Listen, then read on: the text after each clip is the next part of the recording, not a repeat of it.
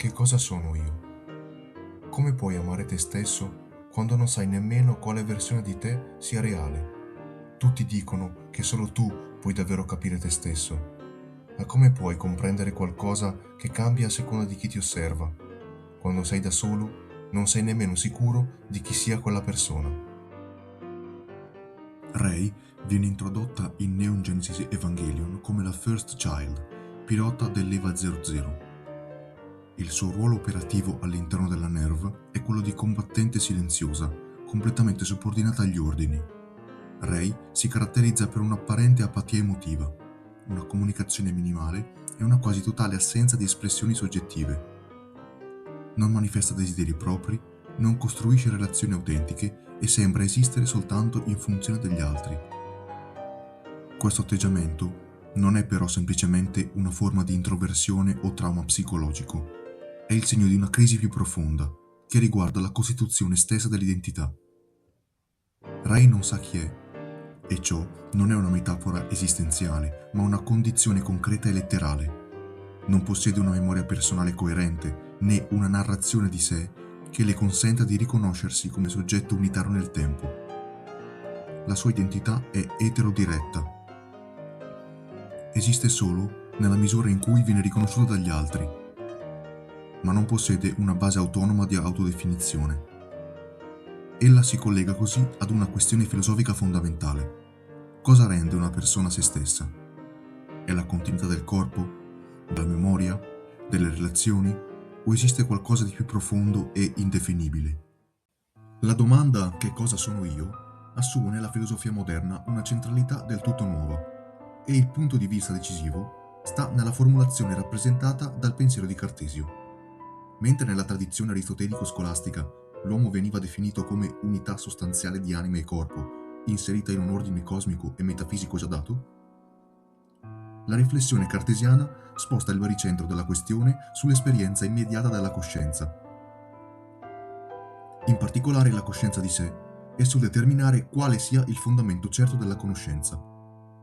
La celebre formula cogito ergo sum esprime in forma sintetica questa svolta, dove il soggetto scopre se stesso come sostanza di pensiero. Il dubbio cartesiano consiste nel sospendere il consenso verso tutte quelle credenze che possano essere messe in discussione, dalle percezioni sensibili fino all'intero mondo esterno.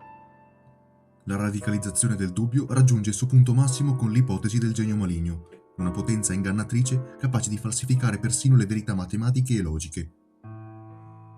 Tuttavia, proprio nel momento in cui il dubbio sembra distruggere ogni certezza, emerge un punto fermo. Anche se tutte le mie credenze fossero false, non potrei dubitare del fatto che sto dubitando. Il dubbio stesso implica un'attivazione mentale, e tale attività presuppone necessariamente l'esistenza di un soggetto che la compie.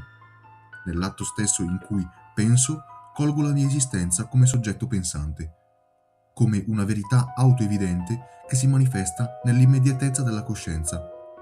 Se è certo che esisto, che cosa sono? Ciò che rimane indubitabile è soltanto l'attività del pensare. Di conseguenza, Cartesio conclude che l'essenza dell'io consiste nel pensiero e definisce il soggetto come res cogitans, una sostanza la cui natura è quella di pensare. Il termine pensiero comprende non soltanto le operazioni dell'intelletto, come comprendere o giudicare, ma anche immaginare e persino percepire. Anche le sensazioni, quindi, in quanto esperienze coscienti, appartengono alla sfera del pensiero. L'io è dunque una realtà la cui esistenza consiste nell'essere cosciente, nel compiere atti mentali, nel vivere una dimensione di interiorità che non dipende dalla proprietà del corpo. Questa definizione implica un'importante conseguenza ontologica: la distinzione tra due tipi fondamentali di sostanza, la res cogitans e la res extensa. La res extensa è la sostanza materiale, caratterizzata dall'estensione dello spazio, dalla divisibilità, dalla misurabilità e dalle proprietà fisiche che la scienza matematica può descrivere. La res cogitans, invece, è una realtà completamente diversa. Non è estesa, non è divisibile, non occupa uno spazio e non può essere descritta attraverso categorie geometriche. Essa è caratterizzata esclusivamente dall'attività del pensare e dalla coscienza di sé. In questo modo Cartesio introduce il celebre dualismo mente-corpo. Il dualismo cartesiano ha implicazioni profonde per la teoria dell'identità personale, poiché suggerisce che l'identità del soggetto non dipenda dalla continuità del corpo, ma dalla persistenza della sostanza pensante. L'identità personale è quindi radicata nella continuità della res cogitans. Finché la mente continua a esistere come soggetto pensante, l'io permane identico a se stesso. Questo implica che il corpo non costituisce l'elemento essenziale. Anche se il corpo cambiasse o addirittura cessasse di esistere, la sostanza pensante potrebbe continuare a esistere indipendentemente da esso. La mente è immediatamente presente a se stessa e quindi la coscienza di sé è diretta e immediata, mentre la conoscenza del mondo richiede sempre una mediazione. Questa idea introduce nella filosofia moderna il principio della trasparenza della coscienza, secondo cui gli stati mentali sono accessibili in modo privilegiato al soggetto che li vive. In questo senso, la soggettività diventa il fondamento di ogni conoscenza. Ogni certezza sul mondo presuppone la certezza preliminare della coscienza che pensa. La riflessione sull'identità personale e sulla domanda che cosa sono io subisce una trasformazione radicale con il pensiero di David Hume. Hume si colloca all'interno della tradizione empirista e porta alle estreme conseguenze il principio secondo cui ogni contenuto della mente deve derivare dall'esperienza. Questo presupposto metodologico produce un mutamento decisivo nella comprensione dell'io. La domanda in questione non può più ricevere una risposta attraverso il ricorso ad una sostanza metafisica immateriale, ma deve essere affrontata analizzando ciò che effettivamente compare nell'esperienza interiore. Il punto di partenza della riflessione humiana è la distinzione fondamentale tra impressioni e idee. Le impressioni sono percezioni vivide e immediate che provengono dall'esperienza sensibile o dagli stati emotivi interni, mentre le idee sono copie attenuate di queste impressioni che la mente può richiamare attraverso la memoria o l'immaginazione. Secondo Hume, ogni contenuto mentale deve poter essere ricondotto ad una corrispondente impressione originaria. Se un'idea non deriva da alcuna impressione, essa è priva di fondamento empirico ed è essa considerata come una costruzione illusoria. Applicando rigorosamente questo principio alla questione dell'identità personale, Hume si domanda quale impressione possa giustificare l'idea di un io permanente e identico a se stesso. Se l'io fosse realmente una sostanza semplice e immutabile, come suggeriva la metafisica cartesiana, dovremmo poter individuare un'impressione costante e invariabile che corrisponda a questa realtà. Tuttavia, quando rivolgiamo l'attenzione verso la nostra esperienza interiore, non troviamo nulla di simile. L'introspezione non rivela una sostanza stabile che permane al di sotto delle nostre esperienze, ma soltanto una successione continua di percezioni che si succedono nel tempo senza che sia possibile individuare un nucleo permanente che li sostenga. L'io non appare mai come un oggetto dell'esperienza. Ciò che appare è sempre e soltanto una percezione determinata. Da questa analisi, Hume trae una conclusione radicale. L'idea di un sé come sostanza permanente non è giustificata dall'esperienza e deve quindi essere abbandonata. Il sé è un insieme dinamico di percezioni che si susseguono. Per descrivere questa struttura, Hume utilizza la celebre metafora del fascio o collezione di percezioni. L'identità personale non è altro che il risultato dell'organizzazione di queste percezioni all'interno di un flusso continuo che la mente tende spontaneamente a interpretare come unitario, e sostiene che il pensiero può essere concepito semplicemente come una serie di eventi mentali collegati tra di loro da relazioni psicologiche. Se il sé non è una sostanza, resta tuttavia da spiegare perché gli esseri umani abbiano una così forte convinzione di possedere un'identità personale stabile e continua. Hume affronta questa questione analizzando i meccanismi psicologici che producono l'illusione dell'identità. Il fattore principale è la memoria, che permette di collegare tra loro percezioni passate e presenti, creando una narrazione coerente della propria esperienza. Contribuisce a costruire la convinzione psicologica di essere lo stesso individuo nel tempo, stabilendo relazioni di causalità tra le percezioni, e queste relazioni producono l'impressione di una continuità che viene interpretata come identità. Ciò che chiamiamo io è semplicemente la configurazione temporanea di un insieme di percezioni che si trasformano costantemente nel tempo. Questa prospettiva dissolve l'idea di un nucleo metafisico stabile che garantisca l'identità personale e apre la strada ad una concezione più fluida e relazionale del soggetto. La nostra riflessione sull'identità personale trova un valido aiutante nel pensiero di Derek Parfit, il quale riprende e trasforma in modo originale la critica alla nozione sostanziale di sé già formulata da Hume. Parfit sviluppa questa intuizione all'interno del contesto della filosofia analitica contemporanea, utilizzando strumenti concettuali e argomentativi nuovi per interrogare la natura dell'identità personale. La domanda che cosa sono io non viene più affrontata come una questione puramente metafisica relativa alla natura di una sostanza, ma come un problema riguardante le condizioni che rendono possibile la sopravvivenza personale nel tempo. Uno degli elementi centrali della filosofia di Parfit è la critica all'assunzione intuitiva secondo cui l'identità personale sarebbe una relazione fondamentale, necessaria e determinata. Nella vita quotidiana tendiamo a pensare che una persona o sia identica a se stessa nel tempo oppure non lo sia. Tuttavia Parfit invita a mettere in discussione questa intuizione, mostrando che molte delle questioni riguardanti la sopravvivenza possono essere comprese senza fare riferimento ad una identità numerica rigorosa. In particolare, egli introduce la distinzione tra identità e continuità psicologica, sostenendo che ciò che normalmente consideriamo come persistenza della persona consiste in realtà in una serie di relazioni psicologiche che collegano tra di loro stati mentali diversi nel tempo. La continuità psicologica non richiede necessariamente l'esistenza di una sostanza immutabile che permane nel tempo. Per chiarire questa idea, Parfit utilizza una serie di esperimenti mentali. Tra i più celebri vi è il caso del teletrasporto, in cui una macchina registra la struttura fisica e psicologica di una persona, distruggendo il corpo originale e ricreando una copia perfettamente identica in un altro luogo. Dal punto di vista fisico e psicologico, la copia possiede tutte le caratteristiche della persona originaria. La questione che Parfit solleva è se questa copia possa essere considerata la stessa persona dell'individuo originale, oppure se si tratti di un individuo numericamente distinto. Il punto decisivo della sua argomentazione emerge quando l'esperimento mentale viene modificato introducendo una duplicazione. Immaginiamo ora che la macchina del teletrasporto non distrugga il corpo originale, ma produca due copie perfettamente identiche della persona, ciascuna delle quali possiede la stessa continuità psicologica con l'individuo originale. In questo caso l'identità numerica non può essere preservata, poiché una persona non può essere identica a due individui distinti. Questo scenario suggerisce che la relazione fondamentale per comprendere la sopravvivenza personale non sia l'identità numerica, ma la continuità psicologica e causale. Questa connessione consiste in relazioni dirette tra stati mentali. L'io è semplicemente il modo in cui li descriviamo quando li consideriamo come appartenenti ad una singola storia psicologica. Questa concezione ha profonde implicazioni non soltanto metafisiche, ma anche etiche.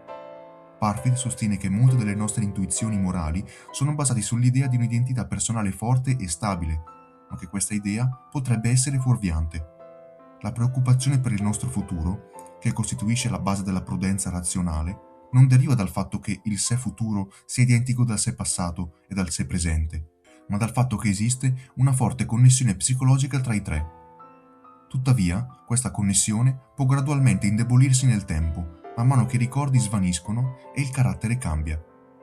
Parfit suggerisce quindi che il rapporto tra le diverse fasi della nostra vita può essere concepito come una relazione di grado piuttosto che come un'identità assoluta. In questa prospettiva, il sé appare come una struttura dinamica composta da una serie di stati mentali collegati tra di loro da relazioni di continuità che possono variare in intensità. Il nostro viaggio alla ricerca dell'identità personale fa ora tappa nella teoria nota come animalismo, la quale si propone di rispondere alla domanda "che cosa sono io?" attraverso il recupero della dimensione biologica dell'esistenza umana. Questa prospettiva si sviluppa soprattutto nel lavoro di Erik Olson e di altri filosofi che, pur con differenze interne, condividono l'idea fondamentale secondo cui ciascun essere umano è in senso letterale e primario un animale umano. L'animalismo rappresenta dunque una reazione critica nei confronti delle teorie psicologiche dell'identità personale.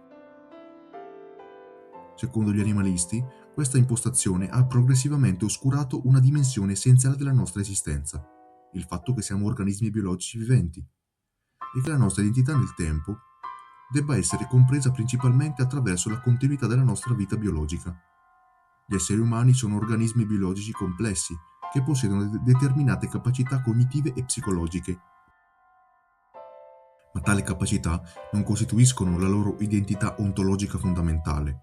Esse sono piuttosto proprietà contingenti che emergono all'interno della vita dell'individuo. In questa prospettiva, l'identità personale dipende dalla continuità della vita biologica. Finché l'organismo continua a vivere, l'individuo esiste. Quando la vita biologica termina, l'individuo cessa di esistere.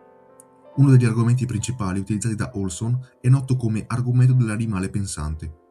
Questo argomento parte dall'osservazione che ciascuno di noi occupa lo stesso spazio fisico di un organismo umano vivente. Se le teorie psicologiche dell'identità personale fossero corrette, si dovrebbe concludere che l'organismo umano e la persona sono due entità distinte che occupano lo stesso spazio. Da un lato vi sarebbe l'animale umano, dall'altro la persona definita dalla continuità psicologica. Tuttavia questa duplicazione ontologica appare estremamente problematica. Se l'organismo umano possiede un cervello funzionante e svolge tutte le attività biologiche necessarie alla vita, non vi è motivo di negare che esso sia anche il soggetto delle attività mentali. In altre parole, se esiste un animale umano che pensa, e se io sono il soggetto che pensa, allora sembra inevitabile concludere che io sono proprio quell'animale umano. Un organismo vivente persiste nel tempo non perché conserva le stesse parti materiali, ma perché mantiene la continuità del proprio processo vitale. Mentre la continuità psicologica potrebbe teoricamente essere replicata o divisa, la continuità biologica dell'organismo è una relazione che può sussistere soltanto tra un organismo e se stesso. L'individuo umano non può essere duplicato o diviso nel modo immaginato dagli esperimenti mentali, poiché l'organismo biologico possiede una struttura unitaria che non può essere replicata senza distruggere l'identità originaria. L'idea che la continuità psicologica possa essere trasferita da un corpo all'altro presuppone una concezione eccessivamente astratta della mente, che non tiene conto del fatto che i processi mentali sono profondamente radicati nella struttura biologica del cervello e dell'organismo. Consideriamo il caso di un individuo che entra in uno stato vegetativo permanente, perdendo completamente le proprie capacità cognitive e psicologiche. Secondo le teorie psicologiche, la persona potrebbe cessare di esistere in assenza di continuità mentale. Tuttavia, dal punto di vista animalista, l'organismo umano continua a vivere e quindi l'individuo continua a esistere. Questa concezione ha importanti implicazioni per la bioetica contemporanea, perché suggerisce che la perdita della capacità cognitiva non implica necessariamente la cessazione dell'identità personale. L'individuo rimane lo stesso animale umano, anche se le sue capacità mentali sono gravemente compromesse. Questa prospettiva rappresenta una risposta significativa alla domanda «Che cosa sono io?». L'io è un organismo biologico concreto, che vive, cresce, si trasforma e persiste nel tempo attraverso la continuità dei propri processi vitali. Piccola interruzione per chiedere a te spettatore di mettere like se il video ti sta piacendo. Arrivati a questo punto, il pensiero di Peter Singer rappresenta uno sviluppo originale che si colloca in una posizione peculiare rispetto alle principali linee teoriche emerse nella filosofia moderna e contemporanea, spostando il focus dalla metafisica dell'identità personale alla questione morale e normativa della persona. La sua riflessione non si limita infatti a interrogarsi su cosa sia un individuo umano dal punto di vista ontologico, ma si concentra soprattutto sulla domanda relativa a quali entità possono essere considerate persone in senso moralmente rilevante e quali criteri debbano essere adottati per attribuire valore morale e diritti. La domanda «Che cosa sono io?» viene reinterpretata alla luce della distinzione tra essere umano biologico e persona morale. Singer adotta un utilitarismo delle preferenze, secondo cui l'azione moralmente giusta è quella che massimizza la soddisfazione delle preferenze degli esseri coinvolti. In questo contesto diventa fondamentale stabilire quali esseri possono essere considerati soggetti moralmente rilevanti. La risposta proposta da Singer si basa sul concetto di autocoscienza. Una persona nel senso moralmente pieno del termine è un essere capace di concepire se stesso come un individuo che esiste nel tempo. Questa definizione non coincide con la coscienza o con la capacità di provare sensazioni, ma richiede un livello più elevato di complessità cognitiva che include la consapevolezza della propria identità temporale. Se la persona è definita attraverso l'autocoscienza e la capacità di avere preferenze orientate al futuro, allora l'identità personale dipende dalla presenza di una struttura cognitiva capace di sostenere una forma di progettualità temporale. Uno degli aspetti più discussi della filosofia di Singer riguarda infatti le implicazioni della sua teoria per la definizione di chi debba essere considerato persona. Singer sostiene che alcuni esseri umani, come i neonati o gli individui che si trovano in condizioni di grave compromissione cognitiva permanente, potrebbero non possedere le capacità necessarie per essere considerati persone nel senso definito dalla teoria. Ciò che deve contare nella valutazione morale non è la specie biologica di appartenenza, ma la presenza di caratteristiche mentalmente rilevanti come la capacità di provare piacere e dolore, di avere preferenze e di sviluppare una forma di autocoscienza. Questa posizione implica una revisione radicale delle concezioni tradizionali delle dignità umane. e dell'identità personale, poiché suggerisce che la categoria di persona non coincide necessariamente con quella di essere umano. L'io non è definito principalmente come sostanza metafisica o come organismo biologico, ma come soggetto di interessi. La persona è un essere che vive non soltanto nel presente, ma all'interno di una struttura temporale complessa che include memoria del passato e anticipazione del futuro. La continuità dell'identità personale è quindi legata alla possibilità di mantenere una relazione significativa tra le diverse fasi della propria vita mentale. Quando questa capacità viene meno in modo irreversibile, Singer sostiene che lo stato mentale e morale dell'individuo può essere radicalmente modificato.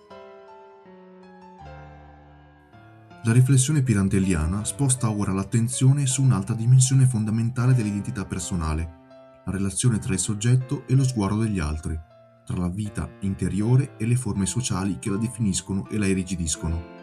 L'analisi più compiuta di questa problematica si trova nel romanzo Uno Nessuno e 100.000, che può essere interpretato come una vera e propria indagine filosofica sull'identità personale condotta attraverso una narrazione letteraria. Il protagonista del romanzo, Vitangelo Moscarda, giunge progressivamente alla scoperta che l'immagine che egli possiede di se stesso non coincide affatto con l'immagine che gli altri hanno di lui. L'episodio iniziale del romanzo, in cui la moglie gli fa notare che il suo naso pende leggermente da un lato, un'osservazione apparentemente insignificante, produce infatti una frattura nella percezione che il protagonista ha delle proprie identità. Egli si rende conto, improvvisamente, che il modo in cui si vede non coincide con il modo in cui viene visto dagli altri. Da questa intuizione prende avvio un processo di riflessione sempre più radicale, che conduce Moscarda a mettere in discussione la possibilità stessa di possedere un'identità stabile e unitaria. La scoperta che emerge da questa esperienza è che ogni individuo esiste simultaneamente in una pluralità di immagini diverse, ciascuna delle quali è costruita dallo sguardo di un altro soggetto. Di conseguenza, ciò che chiamiamo io non è una realtà unitaria e stabile, ma una molteplicità di immagini che esistono nella coscienza degli altri. Ciascun individuo non è uno, ma 100.000, perché esistono 100.000 versioni diverse di lui nelle percezioni altrui, e allo stesso tempo è nessuno, perché nessuna di queste immagini coincide realmente con il sé interiore. L'io non si frammenta soltanto perché la mente è composta da percezioni mutevoli, ma anche perché ogni individuo viene continuamente reinterpretato dagli altri. Questo processo è strettamente legato ad uno dei concetti fondamentali della filosofia pirandelliana, quello di forma. Secondo Pirandello, la vita umana è caratterizzata da un flusso continuo e mutevole di esperienze, che costituiscono la dimensione dinamica dell'esistenza. Tuttavia, la società tende a fissare questo flusso in forme rigide e definite, attribuendo agli individui ruoli, identità e caratteri che finiscono per imprigionare la vitalità originaria dell'esperienza. La riflessione pirandelliana sull'identità personale si sviluppa quindi lungo una tensione fondamentale tra vita e forma. La vita rappresenta la dimensione fluida e creativa dell'esistenza, mentre la forma rappresenta la cristallizzazione sociale dell'identità. Quando un individuo viene definito attraverso una determinata immagine, questa definizione tende a fissare come una maschera che gli altri continuano ad attribuirgli. L'individuo finisce così per identificarsi con una rappresentazione che non corrisponde alla complessità della sua esistenza. E la società diventa un teatro di maschere, in cui ciascuno è costretto a recitare un ruolo che gli viene assegnato dagli altri. Se l'identità personale è il risultato di una molteplicità di rappresentazioni sociali e di una continua oscillazione tra vita e forma, allora diventa estremamente difficile individuare un nucleo stabile che possa essere identificato come il vero sé. Il tentativo di Moscarda di liberarsi dalle immagini che gli altri hanno di lui conduce infatti ad una progressiva dissoluzione della sua identità sociale. Alla fine del suo percorso, egli giunge alla conclusione che l'unico modo per sfuggire alle forme sociali consiste nel rinunciare all'idea stessa di possedere un'identità stabile e nel vivere ogni momento come una realtà nuova e irripetibile. Se la filosofia analitica ha spesso cercato di definire l'identità personale attraverso criteri logici e metafisici di persistenza nel tempo, Pirandello mette in luce la dimensione drammatica e paradossale dell'esistenza.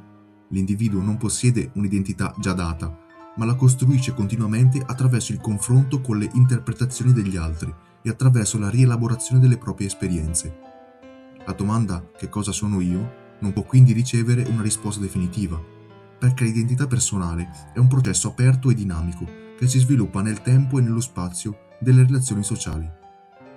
L'io appare così come una realtà plurale e mutevole, sospesa tra la vitalità dell'esperienza interiore e le forme rigide attraverso cui la società tenta di definirla e di stabilizzarla. Ora utilizziamo Rei per mettere in dialogo le tradizioni appena viste, poiché ella incarna simultaneamente molte delle tensioni teoriche che emergono nella storia del sé. La sua esistenza, segnata dall'ambiguità ontologica, dalla discontinuità della memoria, dalla replicabilità biologica e dalla fragilità della coscienza individuale, è un esempio di questa crisi. Per Cartesio, la domanda "che cosa sono io?" riceve una risposta metafisica precisa. L'io è una sostanza immateriale la cui essenza consiste nel pensiero. Se si osserva la figura di Rei Ayanami, alla luce di questa concezione emerge immediatamente una tensione significativa. Rei possiede certamente stati mentali, percezioni e forme di coscienza, ma la sua esistenza non sembra corrispondere alla stabilità ontologica presupposta dal cogito cartesiano. La sua identità è continuamente minacciata dalla possibilità della sostituzione e della replicazione. Il corpo che la ospita può essere distrutto e sostituito da un altro corpo geneticamente identico, mentre frammenti della sua memoria e della sua coscienza vengono trasferiti nel nuovo organismo. Certo, mantiene la sua capacità di pensare, ma a che gli serve esercitare questo potere se lei stessa non ha alcun potere sulla realtà che la circonda? In questo scenario, la concezione cartesiana dell'io come sostanza stabile è problematico, poiché l'unità del soggetto sembra dissolversi nella riproducibilità tecnica della sua esistenza. La critica empirista di David Hume offre una prospettiva che sembra adattarsi più facilmente alle condizioni di Rei. Qui l'identità personale è il risultato di un processo psicologico di associazione. L'esistenza di Rei sembra incarnare questa intuizione. La sua identità appare come un insieme fragile di ricordi e percezioni che possono essere modificati o ricostruiti. Ogni nuova incarnazione di Rei possiede frammenti della memoria delle precedenti, ma non una continuità stabile. La sua identità si presenta quindi come un fascio di esperienze che persiste soltanto in parte. Questa dimensione viene ulteriormente sviluppata da Parfit, il quale ha sostenuto che l'identità personale può essere sostituita da relazioni di continuità e connessione psicologica. Rei può essere interpretata come una rappresentazione narrativa di questa teoria. Ogni volta che il suo corpo viene distrutto e sostituito da uno nuovo, la continuità biologica viene interrotta. Tuttavia, una forma di continuità psicologica viene preservata attraverso il trasferimento parziale delle disposizioni mentali. In questo senso, la sopravvivenza di Rei non dipende dall'identità numerica del corpo, ma da una rete di connessioni psicologiche che attraversano le diverse incarnazioni. Tuttavia, sono evidenti i limiti di questa concezione. La continuità psicologica tra le diverse versioni del personaggio è imperfetta. Ciò solleva una domanda che Parfit stesso aveva riconosciuto come centrale. Fino a che punto la continuità psicologica può essere ridotta prima che la sopravvivenza personale perda il suo significato? Rei suggerisce che la riduzione eccessiva della continuità mentale conduce ad una progressiva dissoluzione dell'identità personale, trasformando il soggetto in una serie di esistenze parzialmente collegate ma prive di un nucleo stabile. La teoria animalista mostra il lato opposto della medaglia. Per Olson, ciascun essere umano è fondamentalmente un animale umano, e l'identità personale coincide con la continuità della vita biologica dell'organismo. L'individuo persiste finché l'organismo continua a vivere. Se si applica questa teoria al caso di Rei, emerge un problema evidente. Le diverse incarnazioni del personaggio non condividono la stessa continuità biologica, poiché ciascun corpo è un organismo distinto creato artificialmente. Da un punto di vista animalista, ogni nuova Rei sarebbe quindi un individuo biologico differente. Questo significa che la continuità narrativa che lo spettatore percepisce tra le diverse versioni del personaggio non corrisponde ad una reale identità biologica. La riflessione etica di Singer introduce un ulteriore livello di analisi. Una persona è un essere dotato di autocoscienza ed è la capacità di concepire se stesso come un individuo che esiste nel tempo e che possiede interessi riguardanti il proprio futuro. Nel caso di Rei Ayanami, la questione dell'autocoscienza assume una forma particolarmente complessa. Il personaggio appare inizialmente come una figura quasi priva di individualità, caratterizzata da un comportamento distaccato e da una limitata espressione emotiva. Progressivamente, tuttavia, emergono segni di una crescente consapevolezza di sé e della propria condizione. Questo sviluppo suggerisce che l'identità personale è un processo che si costruisce attraverso l'esperienza e la relazione con gli altri. Qui la riflessione di Luigi Pirandello offre una chiave interpretativa particolarmente illuminante. Pirandello aveva sostenuto che l'identità personale non fosse una realtà unitaria e stabile, ma una molteplicità di immagini costruite dagli altri. Ogni individuo esiste simultaneamente in molte versioni generate dallo sguardo di un altro soggetto. Anche Ray esiste in una pluralità di versioni diverse, non soltanto perché il suo corpo può essere replicato, ma anche perché ciascun personaggio della storia costruisce un'immagine differente della sua identità. Agli occhi di alcuni essa appare come uno strumento, per altri come un mistero, per altri ancora come un essere umano fragile e vulnerabile. La sua identità diventa quindi il risultato di una molteplicità di interpretazioni che non possono essere ridotte ad una definizione unica. Rei Ayanami può essere quindi interpretata come una figura simbolica che rende visibili, in forma narrativa, le tensioni teoriche che attraversano la filosofia dell'identità personale. La sua esistenza mette in scena il conflitto tra corpo e mente, tra continuità biologica e continuità psicologica, tra identità individuale e interpretazione sociale. La domanda "che cosa sono io?" non riceve una risposta definitiva, ma si trasforma in un interrogativo aperto che attraversa l'intera esperienza del personaggio.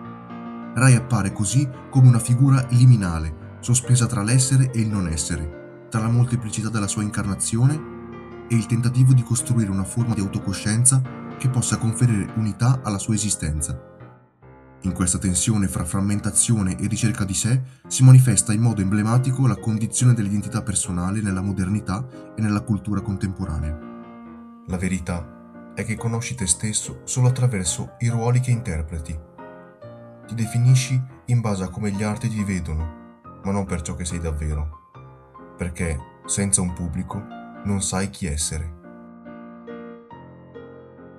Anche per questa volta abbiamo finito. Ringrazio te spettatore per essere arrivato fino a questo punto e ti chiedo di farmi sapere se questo mio lavoro ti è piaciuto, lasciando un mi piace oppure scrivendo la tua opinione nei commenti. Al prossimo episodio. Allora, ci vediamo lì.